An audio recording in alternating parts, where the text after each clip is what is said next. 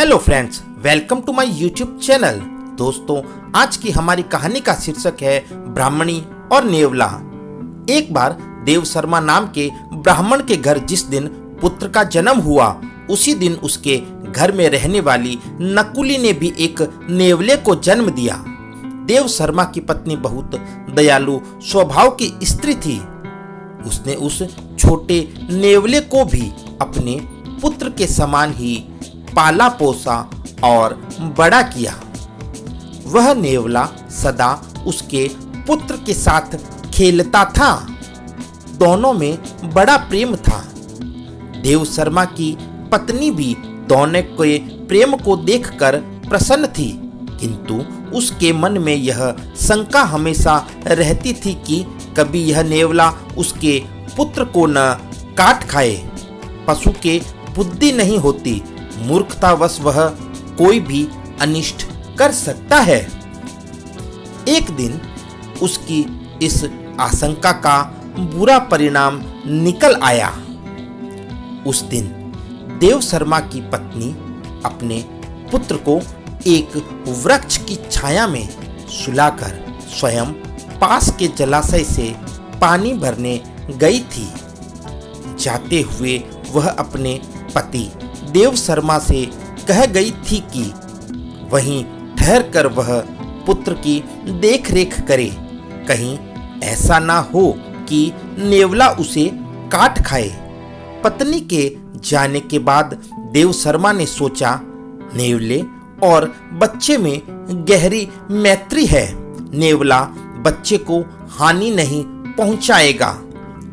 यह सोचकर वह अपने सोए हुए बच्चे और नेवले को वृक्ष की छाया में छोड़कर स्वयं भिक्षा के लोभ से कहीं चल पड़ा।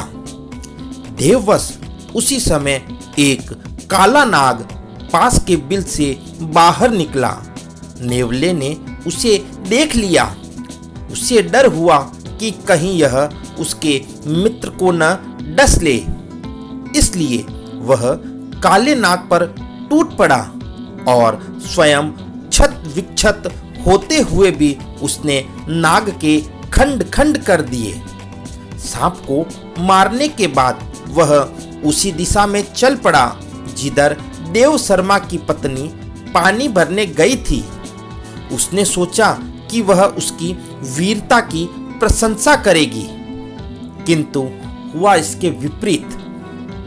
उसकी खून से सनी देह को देखकर ब्राह्मण पत्नी का मन उन्हीं पुरानी आशंकाओं से भर गया।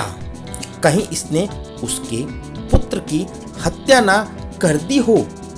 यह विचार आते ही उसने क्रोध से सिर पर उठाए घड़े को नेवले पर फेंक दिया। छोटा सा नेवला जल से भारी घड़े की चोट खाकर वहीं मर गया। ब्राह्मण पत्नी वहां से भागती हुई वृक्ष के नीचे पहुंची। वहां पहुंचकर उसने देखा कि उसका पुत्र बड़ी शांति से सो रहा है और उससे कुछ दूरी पर एक काले सांप का शरीर खंड खंड हुआ पड़ा है। तब उसे नेवले की वीरता का ज्ञान हुआ। पश्चाताप से उसकी छाती फटने लगी। इसी बीच ब्राह्मण देव शर्मा भी वहां आ गया।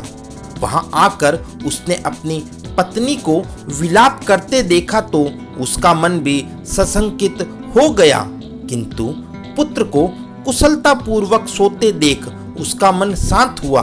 पत्नी ने अपने पति देव शर्मा को रोते हुए नेवले की मृत्यु का समाचार सुनाया और कहा, मैं तुम्हें यहीं ठहरकर बच्चे की देखभाल के लिए कह गई थी। तुमने भिक्षा के लोभ से मेरा कहना नहीं माना, इसी से यह परिणाम हुआ। सीख, बिना विचारे जो करे सो पाछे पछताए। उम्मीद करता हूँ दोस्तों यह कहानी आपको अच्छी लगी होगी। दोस्तों, यदि कहानी अच्छी लगे तो इसे अपने दोस्तों के साथ जरूर शेयर करें।